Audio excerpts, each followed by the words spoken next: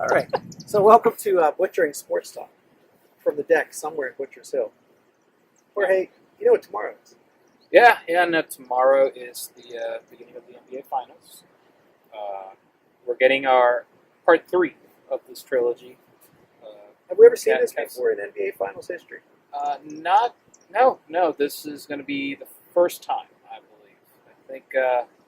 There were hopes, right? Because you had the Jazz and the Bulls in the '90s, obviously. Karl Malone and Stockton against Michael Jordan, Scottie Pippen, and them. Great matchup. But then Jordan retired in '98, so that kind of prevented that matchup from happening. And then also the lockout that probably didn't help either.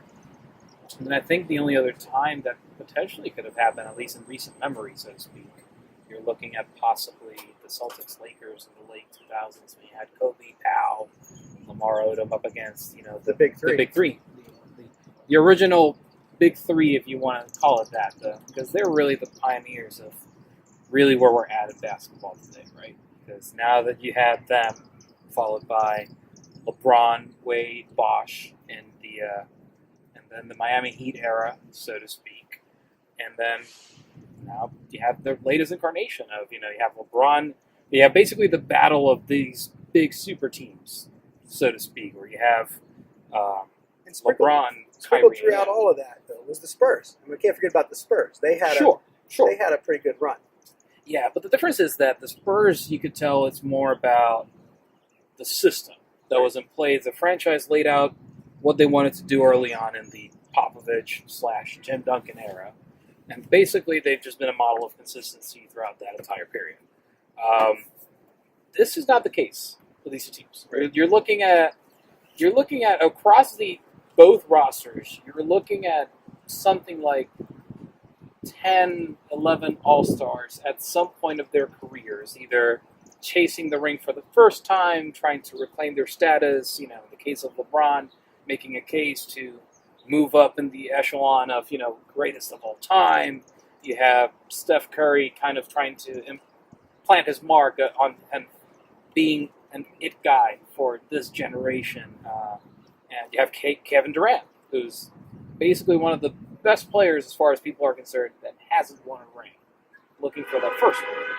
So in that sense, it's as much as it's a matchup about teams that have been consistent about it. It's very much the definition of the players that are in it themselves.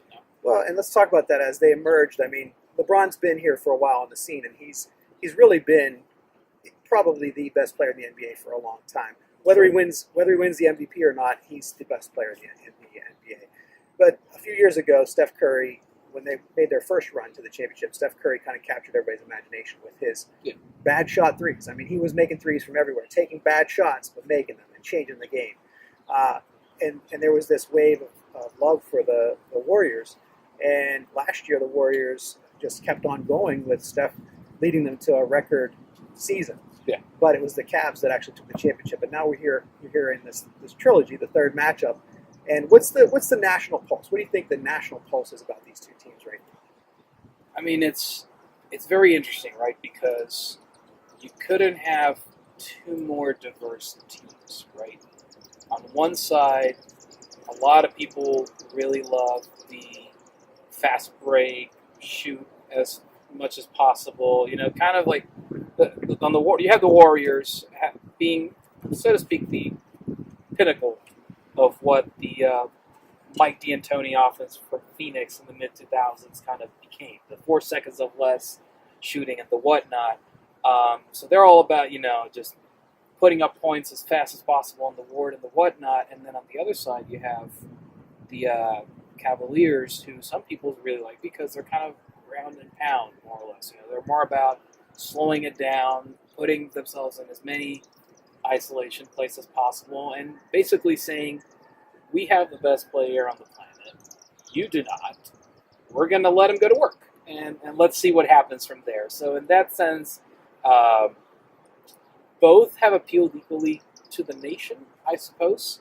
I think at this point, it seems like the edge nation-wise might be going Cleveland, I would say, if only because there's still a lot of No, I disagree. Oh, our cameraman says that it's not the edge to Cleveland this year. You think it's the Fang thinks it's Golden State. A voice from behind the camera. What do you say, Fang? They just have so much roster depth all around. That's fine, but I mean, the thing about it is that there's much like when LeBron moved to Miami in 2010. Well, let me ask you that. You bring up a good point here. I want to ask you this. So we're taking the temperature of the nation, and some people might say that it's the Warriors who have the mojo, and people think that the country's behind them in terms of who's going to win this championship, not fandom. And some people say, well, it's Cleveland that has the edge because they got the best player in the world. But let's talk a little bit about LeBron went to Miami. Sure. And are we past that now, the decision? Are we past that in terms of the lexicon around the sport, around LeBron, about the word about him? Is it now just he's the greatest player and we're appreciating him for who he is, or is that baggage still with him in the minds of some of the sports fans? It's a bit of a duality, right? Because on one side, the fandom that was hating on him for leaving, for going to chase the championship rings in Miami and all that, they kind of have forgiven him for that because ultimately he came back and he ended up giving Cleveland the championship that they craved for so long. And now they're 4 games away, really, from claiming a second one back to back, which, considering the history of just Cleveland sports in general, is unheard of. The idea of a villain, though, has not passed, so to speak. Although in this case, it's not really LeBron as much as it's just an easier time for people to pass the baton on to Kevin Durant. We're looking at a team where, if you look at how players have evolved throughout these past couple of years, and you were to do the hypothetical scenario of, let's only play with players that the teams have drafted, far and away, the Thunder are equipped with the best team. And if they have the weapons of, Russell Westbrook, Durant, James Harden, Serge Ibaka that they used to have, So in that sense, when Kevin Durant left, that left a bad taste in a lot of people. And until the season is over, there's still going to be a good sense of people that will say that he doesn't deserve to win it. Mostly on that, which is it's a really disappointing way to look at it. But ultimately, yeah. But ultimately, people are allowed to say what they will. Just stop us for 1 second. Fang, are we 2 minutes? okay? Are you asking time? Yeah, we have to make sure. It's at 8:30. Okay, so cutting back in again. So on that point of Durant, he's chasing a ring. I don't think that you've already outlined it's nothing new. This has happened for years with the Big Three in Boston. There was the team that the Lakers assembled before the Kobe run came together, where Malone and Gary Payton went there to try to chase a ring, didn't get it. So why the uproar now when this has been going on for years? I think there has been a trend for the longest time in the NBA that, especially back when you didn't make as much money as a basketball player, we're talking 50s and 60s, where after you played basketball, you retired and you went to some other profession. You got drafted by your team, you played the game with your team, and then that really was all that there was to it. But now that we're at a point in the game where it has evolved to the point that players can be financially independent, so to speak. They can be happy and free to choose whatever they want to do. A lot of the times they're looking to basically gang up as these super teams, play with their friends, so to speak, and just try to assemble as many rings as possible in that company. So basically, it really goes back to the era of the Big Three in Boston, and as much as they played a role in setting the stage for the super teams that we see nowadays, you also have to take a look at the Redeem Team and their run in the 2008 Olympics in Beijing, because that's the first time you really hear talk of LeBron, who for a while had been asking Cleveland, hey, get me someone else to help me win this ring, so to speak. Now suddenly people are talking, oh, well, what if he does team up with Dwayne Wade, Chris Bosh, Chris Paul, Carmelo Anthony, on a regular basis, sky's the limit if that team were ever to happen, which then basically became the 2010 Miami Heat. So, And people want to see that, but then they don't want to see it. It's like we want to see how great that's going to be, but then we want to tear it down because we want to say why are they doing it? I mean, it really amounts to, oh, well, we'd love to see what we see on the All-Star game on a regular basis, but at the same time, is that too much of a good thing in terms of the teams that get to do that? Plus, in a way, the league also has to be concerned when that happens because it does create kind of a market disparity of just too many superstars when they're concentrated on one side. It might make other teams just not have as much of a draw. Well, be that as it may, we're right on the verge of an epic final, the trilogy, as you said earlier. A great matchup between the Cleveland Cavaliers, who have a bunch of stars and one very legitimate all-time superstar, and the Golden State Warriors, who have a lot of stars and probably two eventual superstars of all time on their roster. Yeah. So how do you feel? How do you feel about the matchups? Let's talk a little bit about some individual matchups, starting with the center position. What do you think about Tristan Thompson against Green? See, that's going to be interesting because will they start Green at center? Because I'm sorry. How about Zaza Pachulia? Because they're going to have to use Zaza because Green obviously will have to take care of LeBron James. Right. Which, So it's probably going to be a matchup with Zaza against. yeah, and you're talking about two guys that as much as they don't really make as much noise, well, I guess it depends on if you're talking to Spurs fans or not. Pachulia has made much more noise recently than others. But still a very integral part of what the Warriors are trying to do.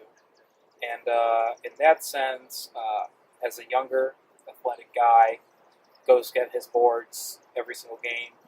Basically, the way the Cleveland offense is run, in a way, Tristan Thompson has the Ben Wallace to-do list, so to speak. Just defend, grab boards, and literally any points you give us, we will happily take. But they're not at all required whatsoever. Well, I think this year, Tristan Thompson in the playoffs has had a fantastic offensive run. Oh, yeah. And I expect that to continue to some degree against Zaza. I think that he will give them a lot more offensive opportunities, too, as you said, his Ben Wallace style of play. And that's going to go, I think that'll give the Cavaliers an advantage at that spot. It depends, if Pachulia can get in his head a little bit, get under his skin, which he's been known to do, and he's been called dirty by other coaches. I don't think he's a dirty player. You have He's an aggressive player. You have him and Green, two players who are notorious for just using trash talk psychology as part of their defense and doing it very well. So if he does get under Tristan Thompson's skin that way, it could flip the switch there. But I think at this point, it's Thompson just slightly gives the Cavs an edge on that position. What do you think about power forward? That was interesting to me because Kevin Love, as much as he has been part of the season for the Cavs in terms of postseason play, has yet to really arrive. He obviously ended up missing out due to injury in the 2015 finals, and then the 2016 playoff run wasn't that much better for him. So this is his chance to kind of showcase to the world why is it that I belong in this particular juncture. And it's going to be interesting because most likely he's going to end up getting matched up against Kevin Durant in this particular series. Although I wouldn't be surprised if in terms of defensive assignments he ends up seeing and gets a whole lot more acquainted with Andre Iguodala on the bench. But you have a showcase of two guys who really want to prove to the world that they belong in this showcase, so to speak. Well, either of those matchups could be a problem for Cleveland on defense because Kevin Love, while he's going to be, I think he'll be okay on offense, it could be a liability trying to face up against Durant if that's the way it goes. And Iguodala's had a fairly mild playoff run this year, but when he gets to the big stage, he seems to show up. So if there is a reason he got the Finals MVP during the initial run. The man has been known to turn it on at the brightest of spotlights. So I think in that spot, if that's the matchups, we have to give the edge to the Warriors. Do you agree? Yeah, I think so.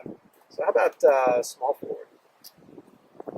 I mean, that one, it has to be Cleveland, right? Because as much as Draymond Green might be one of the most poor defensive figures we have seen in the last couple of years in terms of how he redistributes that Warriors defense. He makes that whole defense go. But ultimately, whether it be 4 games or 7 games, you can only do so much to quote unquote contain LeBron James. It's one of those things where the tools that he has at his disposal as a basketball player kind of surpass what most players have on the defensive end, and it's just a question of how much can he limit him on any one time. And it's funny, we've seen this out of LeBron. He's such a smart player. If you look at the Boston series, everybody wants to see them sweep Boston because they're capable of sweeping Boston. But when it wasn't his night that night, he just kind of put it away. And the next night he came back out and he did what he had to do. There's not going to be a set of 4 straight games where he's not going to do well. He may have one night, maybe 2 out of the finals, but then still he can have 4 nights where he's just otherworldly and takes over the game. It's very much likely that Golden State's plan will have to devolve to, we understand that LeBron is going to beat us on X amount of nights. We just have to make sure that the rest of the team doesn't. Which, if we're looking at something like pre-2010 Cavaliers, then sure, that'd be easy enough. But this particular version, not as easy to do. So we give the edge to the Cavaliers. I think everybody in the world would do that with us. Yeah. How about shooting guard?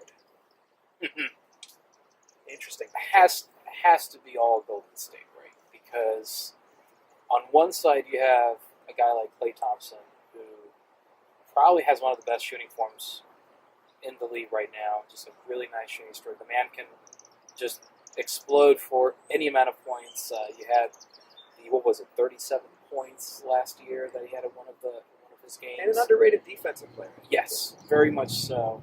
And Cleveland's counter, based on the numbers so far, is J.R. Smith, a guy who, assuming he's wearing a shirt, is known as one of the streakier shooters in the league. If he's on, he is one of the best shooters that you'll see on any given night. But consistently, that hasn't been the case, and that is a weapon that Cleveland will definitely want to have at their disposal heading into these matches. And they have to see him show up at least 3 nights in this finals, I think, to have a chance. He has to have the night that he had in Game 7 repeatedly. At least, 2 or 3 times in this series to give them a chance to win the series.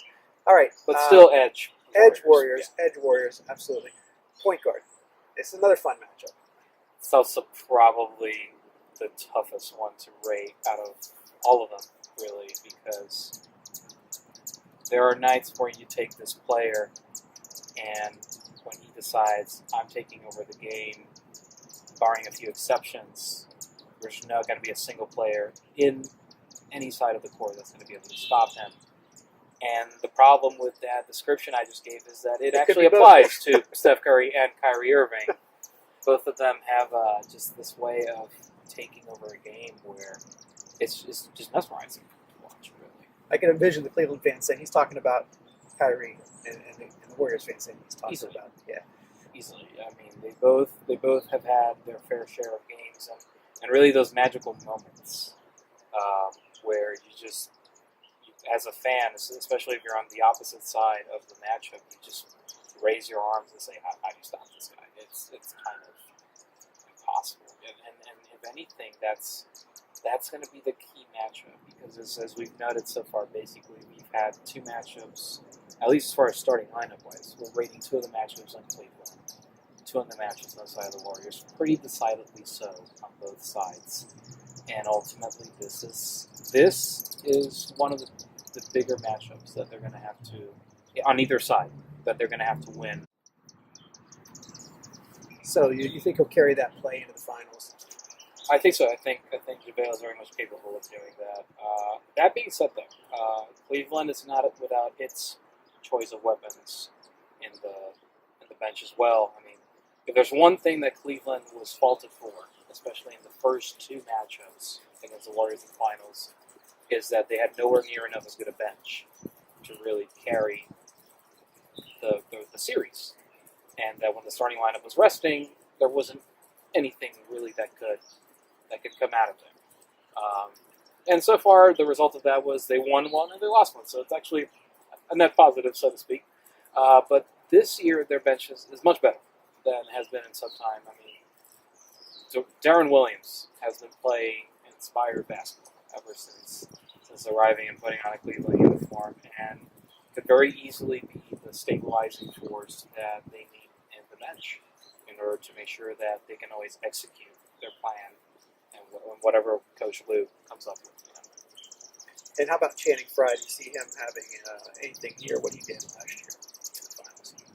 It's possible. I mean, that's the thing about it. You're down to your final up to 7 games in the season. This is when you have the coaches pulling those back pages of the playbook. This is the very specific scenarios, very specific situations that you get out in. This is why you get certain players. I mean, Channing Frye proved himself very valuable last year in the finals.